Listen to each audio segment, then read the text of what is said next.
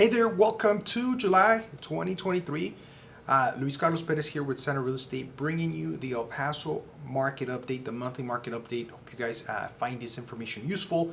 I put this together for information, making sure that you're informed, either if you own a home, you're thinking of buying, you're thinking of selling, or if you think of ever owning real estate. It's important to know the trends and what's going on in real estate. It's a big part of our economy and it's a big part of our lives. But let's get started with the July market update. So like always, the stats are kind of lagging. So we're looking at the numbers for June, which June tends to be the hottest time of the year for weather in El Paso and for the real estate market. So just let's get started with the stats here. As far as the trends are going, the median sales price, median sales price is gone up. It's gone up consistently for over a year now. Month after month it's gone up. So this month was no exception. It increased over 9%. So our median price point is over $260,000. Okay, that's the medium home in El Paso. There's of course homes more expensive, lower price points. Just to add to this here, just being out on the market, knowing what's out there, I feel like the entry level price point for El Paso right now is about $200,000. Anything under, there's complete bidding wars for. There's not too many options, or they need too much work for a first-time home buyer. So the entry-level price point is high 100s, maybe 190s, to low 200s, 200,000, 205. That's the entry-level price point for El Paso. It's important to know that's something not part of the stats here, right? Next thing is active inventory. So active inventory is also up a little bit. Okay, so homes are maybe taking a little bit more to sell, but there's about 1,927 active listings were active in June, right?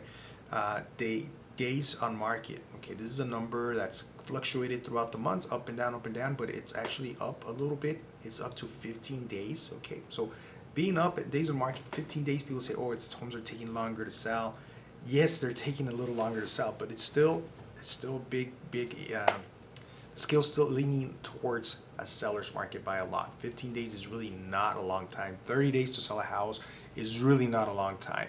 So when we're getting into maybe 3 months, 60, 90 days to sell a house, that's going into a buyer's market possibly, but we're still in a very strong seller's market for the most parts of the city. Also, as far as closed sales, that dropped a little bit. It's 762 homes sold or closed last month. Okay, that's not a big deal. It's just it's a number that's decreasing, but the thing is that there's not a lot of homes out there to sell. The inventory is still low. Even though the inventory went up, it's still a low for what the demand is in homes. Okay, and the median price per square foot.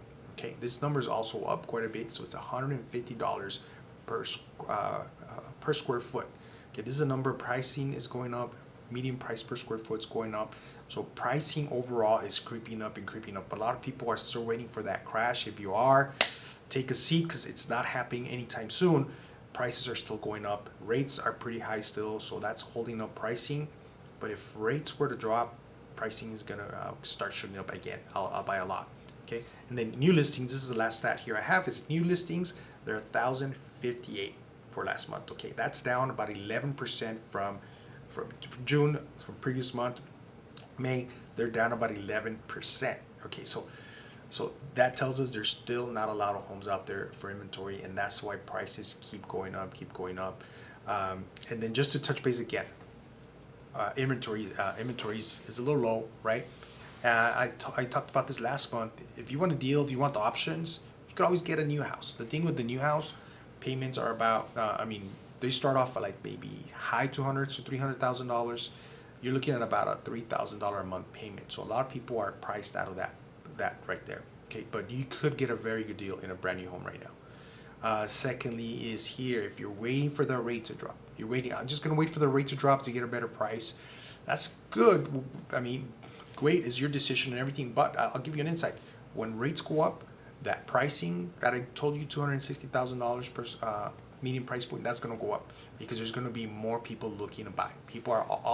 There's tons of people holding for the market to tell us, the interest rate is lower, 5%. If the rate were to drop to 5% tomorrow, our median price point will probably be up about $10,000, $20,000 next month. That's my estimation. But you don't want to do that. You want to get the house you could afford now. Get the house that works for you. You might need to stretch a little bit. Maybe get that payment a little bit more than you're comfortable with. And now the bank's not gonna lend you money you can't pay back. They do the ratios. They look at their stats. They know you could afford that. It might be more than you want to pay a month, okay? But it's gonna be a short timeline. It's gonna be months, maybe a year, before, or maybe a little bit more than a year. But the rates are gonna drop. The rates are gonna drop. When they drop, guess what? You have today's pricing, and you have tomorrow's rates, and you have a comfortable payment, right? Versus waiting, the rates are lower. Now the houses are more expensive, and now you have to pay for that more expensive house, and you still have that high payment anyway. So be smart, get informed, sit down and let us know if I could help you. Call us here at the office, or talk to your agent and find out what would be the best strategy for you. If you're thinking you're in the fence about buying, you're in the fence about selling, let's sit down and see if it's the right time for you to make that move, right? Hope you enjoy this video. Let me know what you think in the comments, and we'll see you next month.